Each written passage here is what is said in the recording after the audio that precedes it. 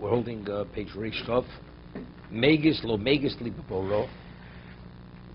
He doesn't feel pride when he gives a ruling. Lo megis li b'boro, ki mishu gas libo boro.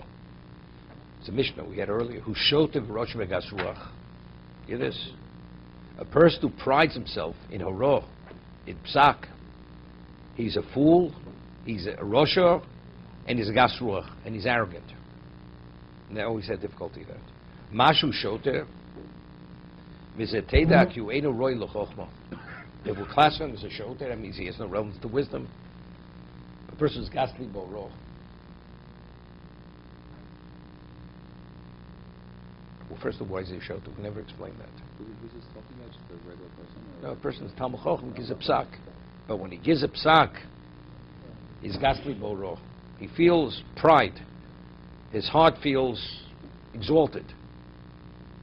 Not that he's fortunate that he came upon it. Prides himself. That's the biggest show, because he's thinking that it's him. There's no relevance to him, right? So we'll siyata d'shmaya. I mean, shmaitzle b'dhilso, siyata d'shmaya, to come and be mechabim, and to come upon truth, that's special. You need special merit for that. Kodesh Baruch Hu gives it to you. So what are you priding yourself? You know, you can feel fortunate, but it has nothing to do with you. You know, it's like a person goes and is on a bread line, and in Russia, this guy's working for 16 hours.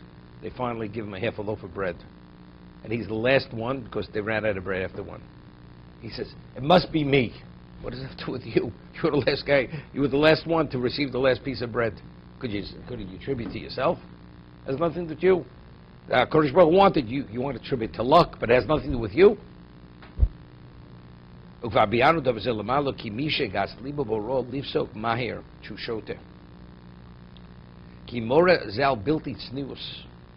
says, there's a lack of humility, of modesty. Hear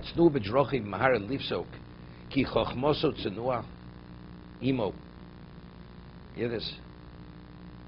You know, there's an expression named flippant. A person is flippant. A person who rules quickly, it's like off the cuff. It's like a flippant attitude. A person who's truly values what he is, it's like precious to him. Therefore, he's tzenua. Ksives at tzenuim chochma. If you're tzenua, you have chochma. Umelo imeino tzenua riovil beroilo hachochma.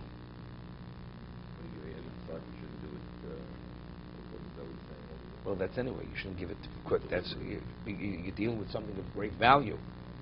A person figuring he's a genius. There's nothing is beyond my right. I mean, you have to. There's a degree of deliberation. You know, you have to think for a moment. Just read an article regarding science that just came out, and it's interesting. Because in Kelm, they used to teach that when somebody speaks to you, you shouldn't respond a moment. You should wait a moment and then respond. So they figured out through neurology, the brain, the way the brain works, that if you're, whatever you approach, even hesitating for a moment, the accuracy of coming upon the right answer is greater than if you answer immediately.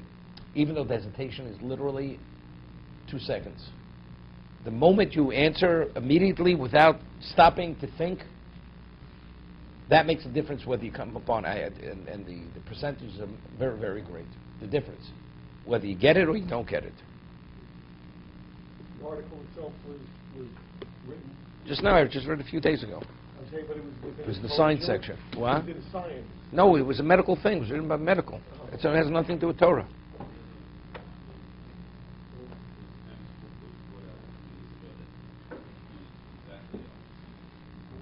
No, first of all, the muskal rishon is always not right.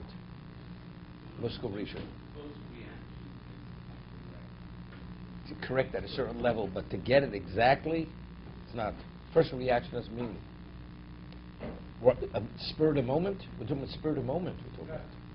We're not speaking here. We're talking about hesitancy for a few moments, a moment of hesitancy. A moment of hesitancy versus not makes a difference whether you're going to get it or not going to get it. Okay?